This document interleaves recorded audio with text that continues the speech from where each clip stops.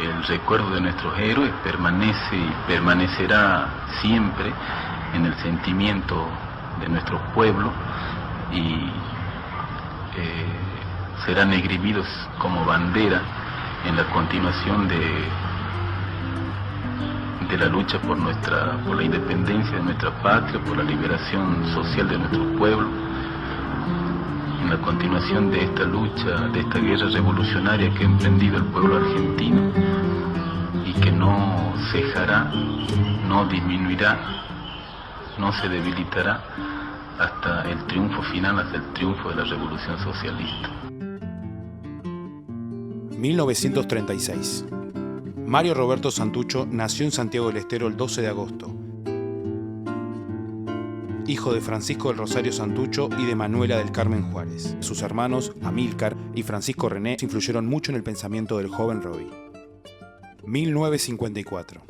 Comienza su etapa como estudiante en la Universidad Nacional de Tucumán. 1958. Funda la agrupación Movimiento Independiente de Estudiantes de Ciencias Económicas, el MIESE.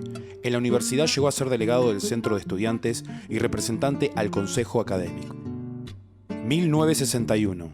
El Roby contrae matrimonio con Ana María Villarreal y emprende un viaje por América Latina. Llega a Cuba y es fuertemente influenciado por una revolución que daba con firmeza sus primeros pasos. A su regreso, ingresa al FRIP, Frente Revolucionario Indoamericano Popular, organización en la que ya militaban sus hermanos, con el compromiso de aprender, trabajar y luchar con las masas. El FRIP desarrolla su principal actividad política en el seno de los hacheros y cañeros santiagueños. 1965. El 25 de mayo se produce la unificación del FRIP, del que Santucho ya era el máximo referente, con la organización trotskista Palabra Obrera, liderada por Nahuel Moreno, fundándose así el PRT, Partido Revolucionario de los Trabajadores. Carlos Onganía, juro por Dios nuestro Señor y estos santos evangelios, desempeñar con lealtad y patriotismo el cargo de presidente de la Nación y observar fielmente los fines revolucionarios, el Estatuto de la Revolución y la Constitución de la Nación Argentina. 1968. Se lleva adelante el cuarto congreso del PRT, en el que fundan el periódico El Combatiente. Luego de ciertas discusiones, Nahuel Moreno y sus seguidores abandonan la organización debido a su total oposición al camino de la lucha armada y la guerra revolucionaria que se iba imponiendo en el seno del PRT. Ese mismo año, Santucho, que presencia en París el Mayo francés, regresa y se pone al frente de las nuevas tareas. Encabeza una gran expropiación al Banco de Escobar para financiar las publicaciones y la educación de militante con el librito rojo y los textos de los vietnamitas Giap, Ho Chi Minh, Le Duan y Tro Chin. 1969.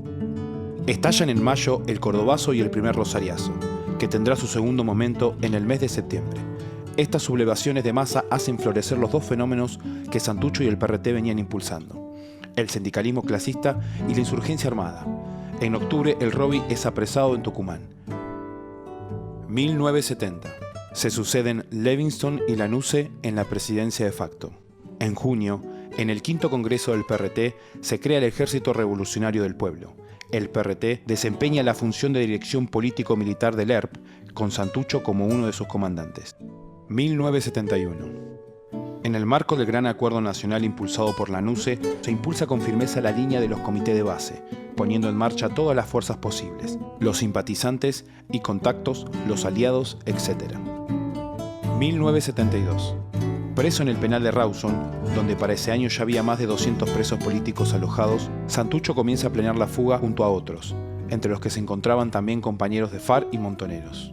El 15 de agosto comenzó el masivo intento de fuga. La operación en el penal se consumó a la perfección, lográndose a pleno el control interno. Pero errores cometidos por el apoyo exterior hicieron que de los más de 100 compañeros de las distintas organizaciones, solamente un grupo de 6 personas y otro de 19 lograran escapar. Somos los continuadores de ellos, somos los continuadores también del general San Martín, porque estamos en la segunda independencia en este momento. 1973. En el contexto de apertura democrática que genera el llamado a elecciones y el gran entusiasmo popular al respecto, el PRT impulsa la conformación del Frente Antiimperialista y por el Socialismo. Se promueve la candidatura Tosco Jaime para las elecciones, pero finalmente esta posibilidad no prospera. Levantando la consigna Cámpora al gobierno, Perón al poder, el peronismo gana las elecciones. Con el afán de seguir profundizando su trabajo legal, el PRT impulsa la creación del movimiento sindical de base, que levanta como banderas permanentes de su lucha y accionar una definición antiburocrática, antipatronal y por un movimiento obrero con independencia del Estado. 1974. El 1 de julio muere Perón.